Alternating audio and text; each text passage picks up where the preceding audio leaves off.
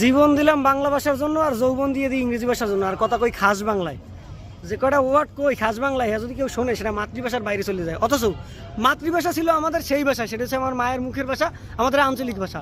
এই আঞ্চলিক ভাষায় তুই মুই হুই এ যদি কই তাহলে তো পশ অ্যাস্থেটিক এটা থাকি না। আমরা ওই দিন শেষে একদিনের বাঙালি। মূল বিষয় তো হচ্ছে আঞ্চলিকতাটা ধরে রাখা। এই আঞ্চলিকতা ধরে রাখার পর কত মানুষজন তাদের ক্যারিয়ারে, তাদের জবে, তাদের জীবনে সাস্টেইন করতে পারছে। আঞ্চলিকতা ধরে রাখতে পারছে একমাত্র বাংলাদেশের উপজাতিরা বা হচ্ছে আদিবাসীরা। আমরা কতটুকু তাদের মাতৃভাষার গুরুত্ব দিছি? আমরা সবাই তো দিন শেষে ওই একদিনের বাঙালি আর 1 মাসের মুসলমান। এরকম ধারাবাহিকতা ধরে রাখি। 21 তারিখ আসি, খালি পায়ে ফুল দেই, ভাষা শহীদদের জন্য সম্মান জানাই, পুষ্পস্তবক অর্পণ করি। দিন শেষে আমাদের বাংলা ভাষার খ্যাতি অর্জন নিয়ে নানা কথা বলি। শেষ রাত্রে গুড নাইট বলে ঘুমিয়ে যাই এবং সকালবেলা গুড মর্নিং বলে সুন্দর একটা মেসেজ দিই, ফোন ধরার কালে হ্যালো বলি। কত সুন্দরভাবে আমরা বাংলা ভাষাকে ভালোবাসি। আমার সোনার বাংলা, আমি তোমাকে এভাবেই ভালোবাসি।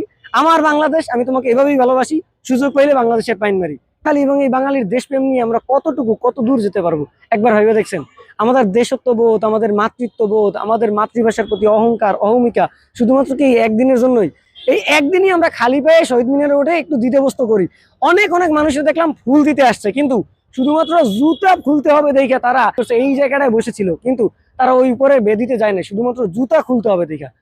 আমাদের বাংলা ভাষা এবং বাংলা ভাষার প্রতি আমাদের ধারণা, ইতিহাস, পটভূমি আমরা কতটুকুই বা জানি। যাই হোক, সবাইকে মহান ভাষা দিবসের শুভেচ্ছা।